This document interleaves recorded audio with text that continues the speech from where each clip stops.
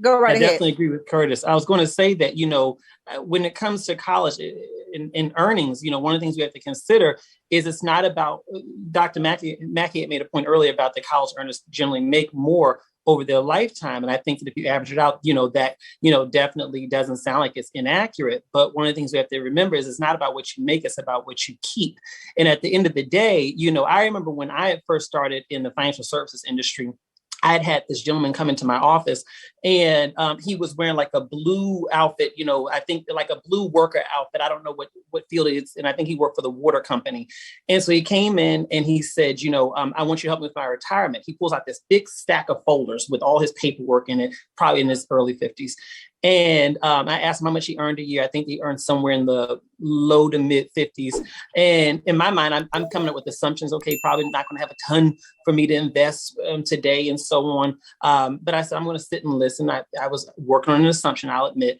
And then I said, well, how much do you have saved, sir? This man had somewhere above $600,000 in there. And I said, whoa, that was more savings than most of the college graduates who I would meet with had. And I said, sir, I'm just asking out of curiosity, how did you manage to save so much money throughout your career?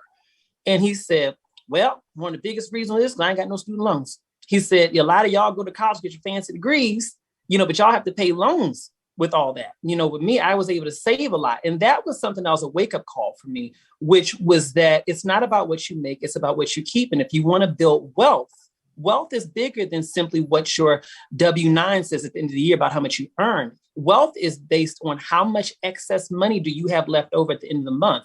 And I think that a lot of people deplete their ability to build wealth because the fact is that they jump into college too early. Emil.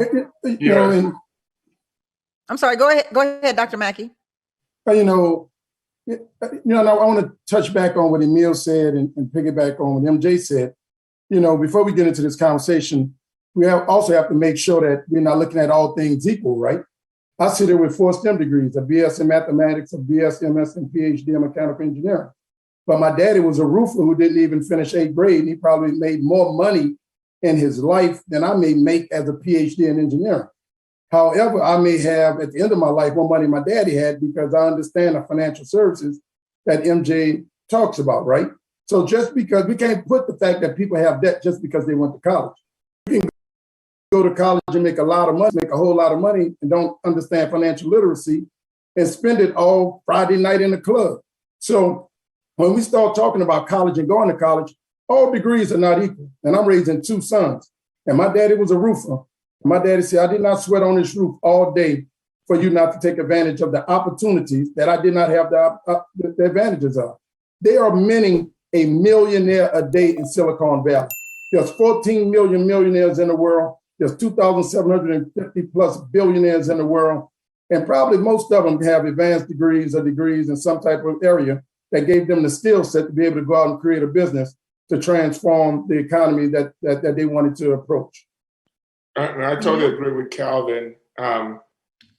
Here's what I keep saying we have to be careful of. When we look around the world and look at how people all over the world have been uplifted from poverty, if it's hundreds of millions of people in China, if it's millions of people in Rwanda, the common denominator has been education. The way you've been able to lift millions of people out of poverty in societies all over the world has been able to have an educated population. And as we're looking to do the same in our Black communities, as we're looking to close wealth gaps and opportunity gaps, the number one way to do that is to allow us to compete on a global scale. And I keep going back to be able to compete for high wage, high growth jobs is to be able to get educated and go to college. If we remove college from that conversation, then what we're saying is we're not trying to compete on a global scale for high wage, high growth jobs. Now you could get a job and not go to college. You can do some of those things, but as a population of Black people, when we talk about competing and closing the wealth gaps in our community, we can't have a conversation without saying our folks need to go to college. We need to take advantage of the college opportunities that exist in this country because millions of people are kicking the doors down to come here and pay whatever they got to pay to go to college. So we're going to take a quick break, come back and see if these guys went to college on Business of Being Black with Tammi Mac.